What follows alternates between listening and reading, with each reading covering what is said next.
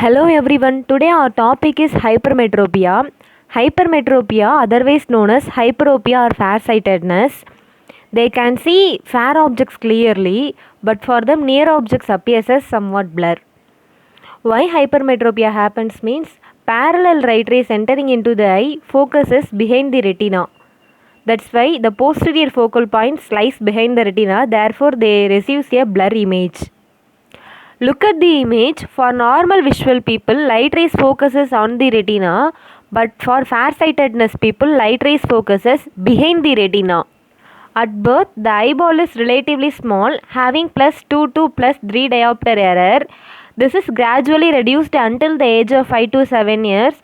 Then the eye becomes emmetropy conditions, that means normal visual condition. Next topic is grading of hypermetropia. First, low hypermetropia, +2 diopter or less than +2 diopter. Next, moderate hypermetropia, +2 diopter to +5 diopter. Next, high hypermetropia, +5 diopter or greater than +5 diopter. Next, etiological classification of hypermetropia. Due to the changes in eye structures, hypermetropia is classified into 5 types. And it is termed as etiological classification of hypermetropia. First type is axial. Axial hypermetropia results due to the shortening in the axial length of the eyeball. 1 mm shortening of the eyeball results in 3 diopter of hypermetropia. Second type, curvatural hypermetropia. Cornea, lens or both cornea and lens gets flattened. Flattening of cornea is termed as cornea plana. About 1 mm increase in radius of curvature results in 6 diopter of hypermetropia. Next, index hypermetropia. It results due to decrease in refractive index of a crystalline lens. It is seen in old age patients, diabetes and cortical sclerosis. Fourth type, positional hypermetropia. It results due to posterior displacement of lens. And last type is aphakia. It means absence of crystalline lens. It may be congenital or acquired. Our next topic is clinical classification of hypermetropia. First type is simple hypermetropia. It is the most common form of hypermetropia. Simple hypermetropia results from normal biological variation in the development of eye. Axial and curvatural hypermetropia comes under simple hypermetropia. Genetics plays a major role in simple hypermetropia. Our next topic is pathological hypermetropia. The reason which are outside the normal biological variation in the eye development comes under pathological hypermetropia. It may be either congenital or acquired. It includes senile hypermetropia, positional hypermetropia, consecutive hypermetropia and aphakia. Surgically overcorrected myopia results in consecutive hypermetropia. Senile hypermetropia comes in old age patients. The term senile indicates old age patients. Next, functional hypermetropia. Functional hypermetropia results due to third nerve palsy and internal ophthalmoplegia. Palsy means paralysis. Third nerve get paralyzed.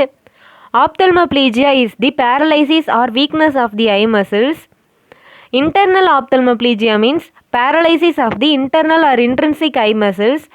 Intrinsic eye muscles control pupil size and accommodation. If it get paralyzed means accommodation process gets paralyzed. It results in functional hypermetropia. Next topic is total hypermetropia. Total hypermetropia means refractive error estimated after complete cycloplegia is called total hypermetropia. It consists of latent and manifest hypermetropia. Cycloplegic drop temporarily paralyze the ciliary muscle. When the ciliary muscle get paralyzed, the eye cannot focus near or intermediate objects. So the true refractive error can be measured. So first, latent hypermetropia. Amount of hypermetropia normally corrected by inherent tone of ciliary muscle is called latent hypermetropia. It is usually about 1 diopter. It is high in children and gradually decrease with age. It is estimated only after cycloplegia. Next, manifest hypermetropia. Amount of hypermetropia not corrected by ciliary tone comes under manifest hypermetropia. It consists of facultative and absolute hypermetropia. Facultative hypermetropia means Part of hypermetropia corrected by patient's accommodative effect. That means normal accommodation process, no. That is the patient's accommodative effect. And absolute hypermetropia, part of hypermetropia not corrected by patient's accommodative effect, comes under absolute hypermetropia. Next topic, symptoms of hypermetropia. Usually, when the refractive error is small, there is no symptoms in young patients. This condition is termed as asymptomatic, and there is a blurring of vision while working in near, headache caused by eye strain. There may be asthenopic symptoms with near work. Asthenopia means eye fatigue or eye tiredness is termed as asthenopia, and the dryness in the eye is usually present. So blinking movements is frequent than usual. So there may be lacrimation. In adults, presbyopia commences at an early stage due to the hypermetropia. Next, signs of hypermetropia. Usually eyeball is small and anterior chamber is shallow. Next, complications of hypermetropia. First, recurrent styes, blepharitis, chalasia, accommodative convergent squint, amblyopia, development of glaucoma comes under complications of hypermetropia. Okay, first we look into the stye. Stye means a red painful lump that is located near the edge of the eyelid. Stye looks like a pimple. It is usually red in color. It may feel very painful. It is located near the edge of the eyelid. Next, blepharitis. Inflammation of the eyelid is termed as blepharitis. It usually affects the eyelashes and tear protection. Next, chalasia. It is also an inflammatory condition. It also looks like a pimple. It is usually located in the tear gland of the eyelid. Accommodative convergent squint means esotropia. The eyeball usually is near the nasal side. Amblyopia means lazy eye. Glaucoma means increase in intraocular pressure of the eye is termed as glaucoma. Okay guys, for your clear understanding, look at these images.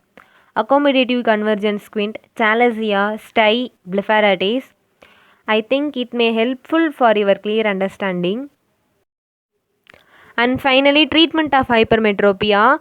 Convex lens in spectacles forms should be given. Contact lens are also available. Surgical treatment are also available to treat hypermetropic condition.